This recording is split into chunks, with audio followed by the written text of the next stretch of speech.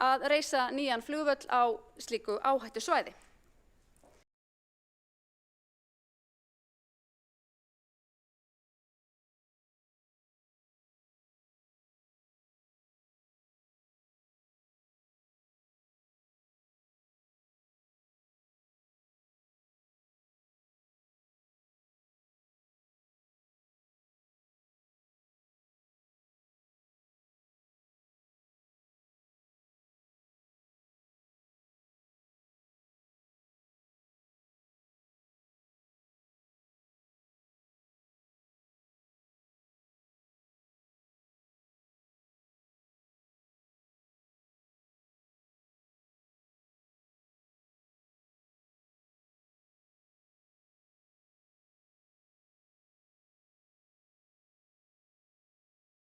Good morning.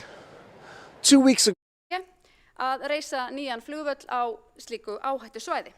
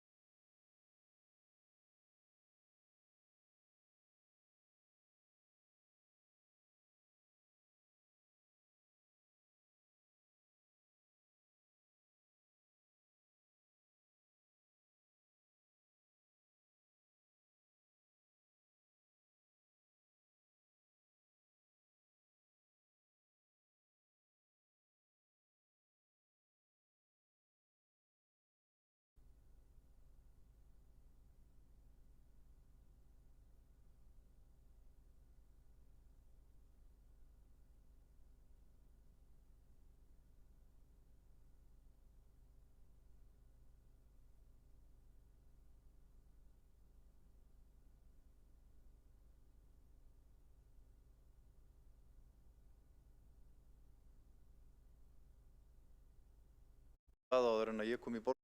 Séu tækifæri til þess að komin hingað og búin að velja og svona var lagt út á sem að það forseta skipti.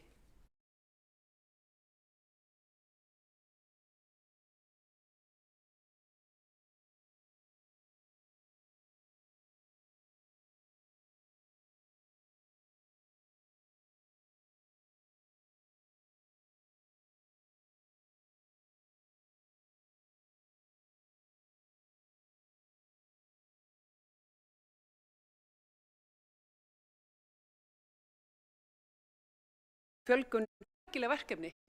Að Grunnskólum okkar. áhyggjuefni. Samkomulagi borgarstjóra og samgöngu- og sveitarstjórnarráðherra frá 28. nóvember 2009 að reisa nýjan flugvöll á slíku áhættusvæði.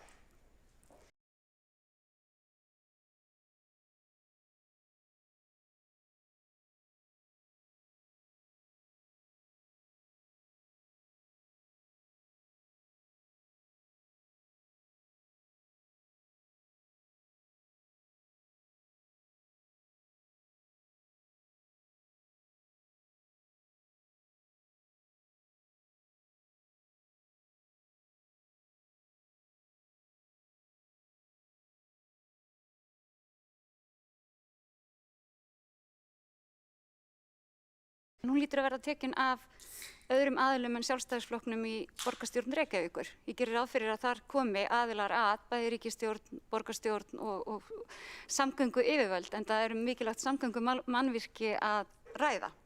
Og það gott að fá það staðfest að það ekki Mikið fé að reisa nýjan innanlandsflugvöll og nokkuð ljóst að það tekur engin slíka áhættu með fjármuni, hvort sem einkafé eða skattfé, að reisa nýjan flugvöll á slíku áhættusvæði.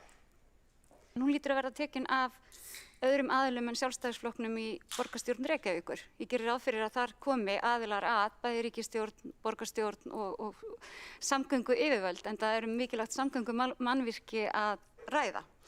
Og það gott að fá það staðfest að það ekki inn í húsnæðisáætlun borgarinnar núna gert ráð fyrir að byggja flugvallarsvæðinu, en það væri það væri það mjög óvarlega áætlað, myndi ég segja.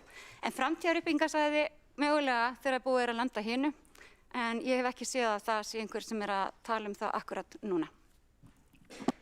Borgarfulltrúinn hefur lokið með að veita andsvara sinni og svara það andsvara sinni. Hildur Björnsdóttir, gjörðu svo vel. Forseti, ágæta borgarstjórn, það hefur aldrei verið málflutningur okkar að þessi ákvörðun sé í höndum Sjálfstæðisflokksins í borgarstjórn.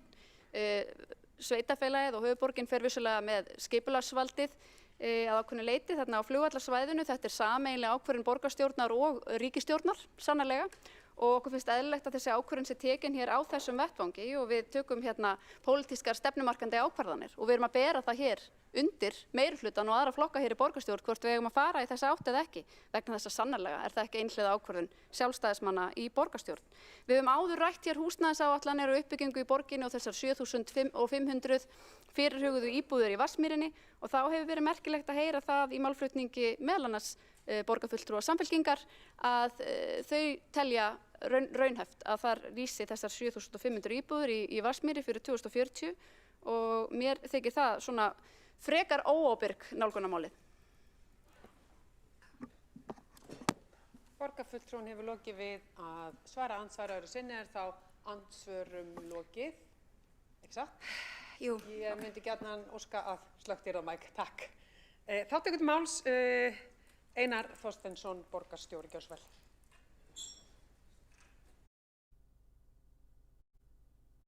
Komin inn í nýtt tímabil jarðhræringa og eldsumbrota á Reykjanesskaga sem geti varað í einhver árhundruð jafnvel.